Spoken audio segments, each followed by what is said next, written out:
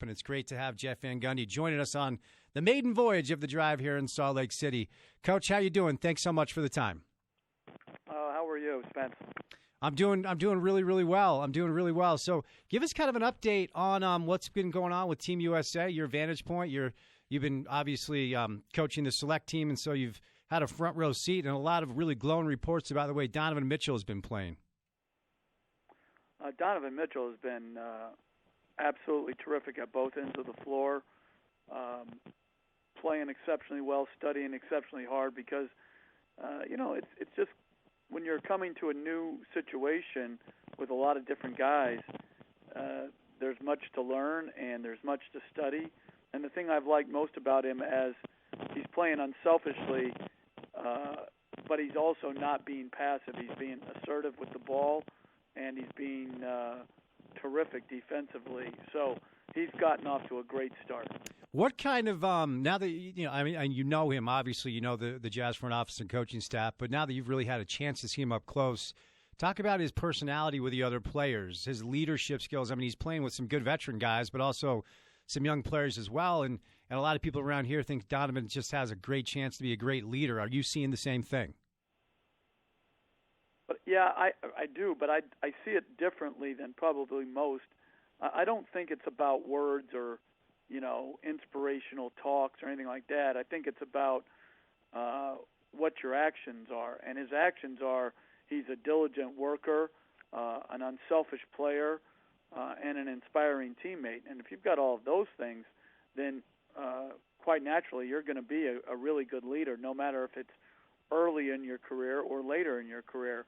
I think Mitchell obviously is a terrific NBA player, and I think he's going to be an outstanding international player, and I think he'll have a chance to impact our ability to win a gold.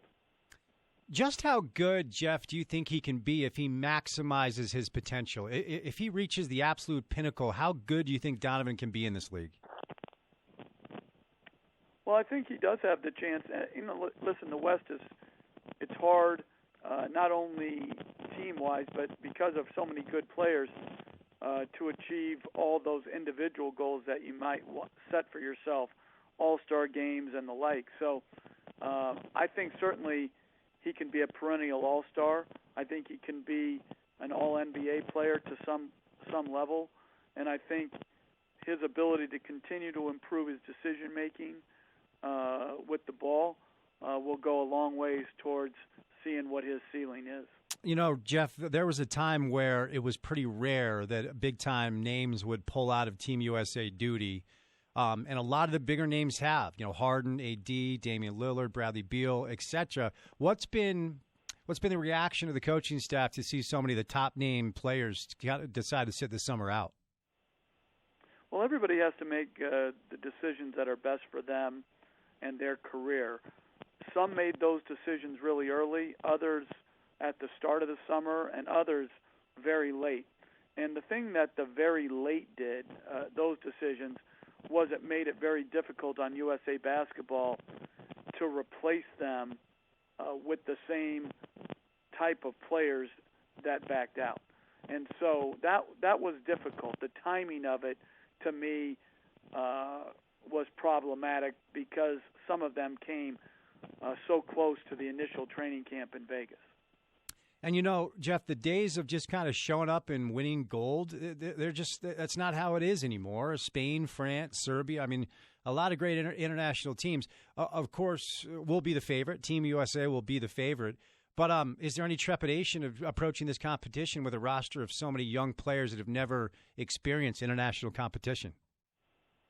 Well, I think that's where Gregg Popovich stands out, his ability to create confidence but also appropriate fear, which he speaks about constantly, which directly impacts the respect you have for your competition, both individually and team. Just because you don't know their name doesn't mean they're not outstanding players. Canada would have a great team, but they've gone through similar things to us. They've had a number of players, of their best players, decide not to be there. But there'll be games that we could play this year or in this competition where we don't have the best player on the floor. Giannis will be playing for Greece, Jokic for Serbia, just to name a couple. So certainly I think Coach Popovich and his staff have done a great job in creating awareness on our players' part, and I think that's inspired them to work even more diligently than they might normally have had to do in practice. Last week we were in Vegas, and we had a pretty good select team, and they absolutely, our guys were, very competitive in scrimmages, but in that last game that we played, we were absolutely dominated by the national team, and they played a great game. They moved the ball. They were tenacious defensively, and they after 4 or 5 days, I thought they looked very, very good. What do you think one thing about Gregg Popovich you could share that would surprise most people would be what? I mean, so many people know he's a great coach, and then they see the interviews, and you've had to conduct some of the interviews, end of first, third quarter, all that, or he just doesn't seem like the most affable fellow, and I think a lot of people that know him well would disagree with that. If you had to share a Gregg Popovich-ism that would surprise my listeners, what would that be? Well, I don't think this would surprise your listeners, but I think just how alert, aware, and he is about world events. This is someone who I think sees basketball in its proper perspective. He understands there's a lot more important things. I think he imparts that to his players both in San Antonio and with USA Basketball. But that being said, he still can have a laser-like focus on the upcoming competition. Because as you mentioned before, Spence, it's not going to be easy. It shouldn't be. When you're trying to achieve something like a gold medal, it shouldn't be easy, and it won't be.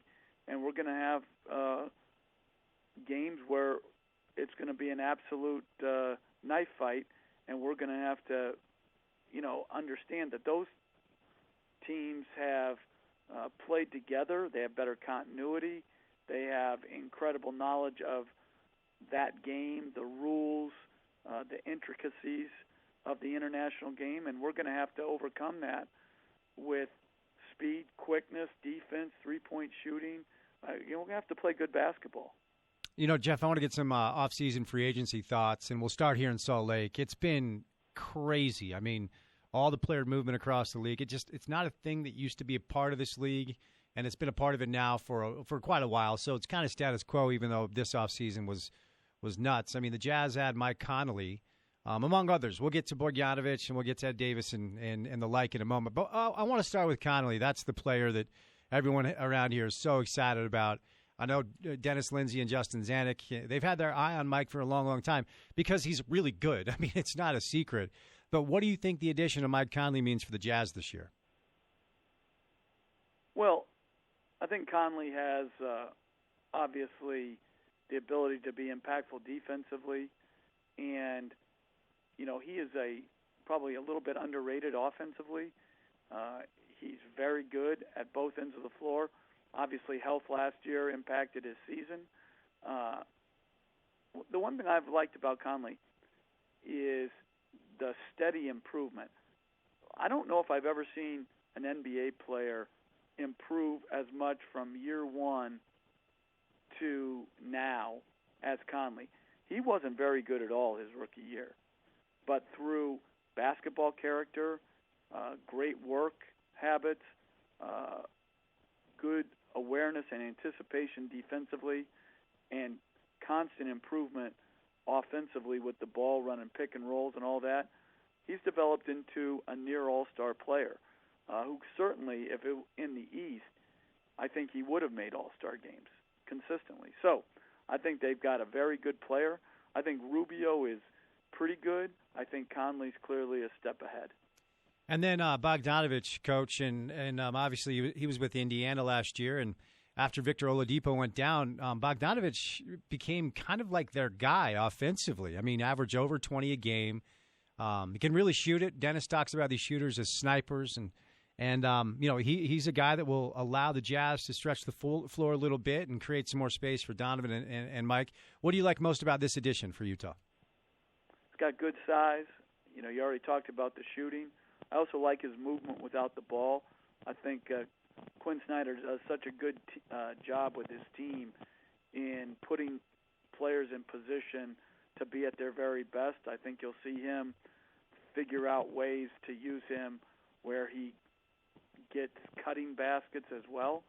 I think the additional shooting will open up the floor even more, as you mentioned, for the pick-and-roll game and Gobert's rolling to the rim. So I think their question will be when, they play Ingles and Bogdanovich together is, defensively, can they hold up and can they rebound the ball? And I think that's where Gobert is so vital. He's just so very good covering up other people's mistakes defensively. And I think Utah has a chance. They were right there knocking on the doorstep of a championship like 20-some years ago, right? And I think they're really close again. And then the additions, Jeff, to provide some depth, because in order to get some, you have to give up something. Everyone around here loves Derek Favors, but he's a Pelican now. And the Jazz bring in Ed Davis and Jeff Green. In addition to Emmanuel Mudiay, I'm not a Mudiay guy, Jeff. I don't know why. I've never been all that impressed with him, the work I did during his draft cycle. And then, maybe it's a situation where Quinn can get a hold of him. He's still a young enough guy. Maybe he can turn something around. But your thoughts on the additions of Ed Davis, Jeff Green, and Emmanuel Mudiay? Ed Davis I really like as far as he knows exactly who he is. A physical, rebounding, big who adds a level of physicality to that team that I think is vital. And, he can play 16 to 18 minutes a game and do it, I think, at a very high level. Who was the other guy you were just mentioned? Oh, Jeff Green. Jeff Green, yeah. Jeff Green, he's bounced around a lot. He's a 3-4 that, is capable of big games. The thing I like about his fit there, I've always found him to be a highly intelligent basketball player who plays best when he's playing with other guys who know how to play. The way he moves the ball, the way he cuts, he's bigger than you think, so he can guard multiple positions. I'm not sure why he's still like a minimum player. He's been bouncing around for a bit like that. I don't understand it. I think he's better than that. I think he has bouts like all players do, particularly minimum players that are inconsistent in scoring and that nature. But as far as putting out an intelligent basketball player who plays to win, I think Jeff Green is a really good addition. So, Jeff, Vegas, in the regular season, they like the Jazz to finish second to the Clippers as far as win-loss total goes. But as far as lifting the Larry O'Brien trophy, the Jazz are still at 5 in the Western Conference. So despite all of the additions, Vegas really doesn't like their odds to win the trophy. So do you think, assuming full health, the Jazz have a legitimate chance to win an NBA championship? Or has all the other player movement, what the Clippers have done and the Lakers done, does it make it kind of a tough ask this year? No, I don't think it. Listen, winning a championship is a tough enough ask, sure, obviously. But I don't think Utah has to take a back seat to anyone. I think they have good continuity. I think they've added good talent, good versatility. Yeah, the Western Conference is tough. Mitchell needs to, play at an exceptionally high level, as does Conley. And then probably as big a thing as anything that no one can know about is health. And if Utah's healthy, like I said, I think there's some really good teams. I think both LA teams are going to be pretty good. I think Houston's good. The Warriors, obviously, if Clay comes back healthy and the D'Angelo Russell thing works out, they'll be hard to deal with at some point. But, I don't think Utah has to take a backseat to anybody.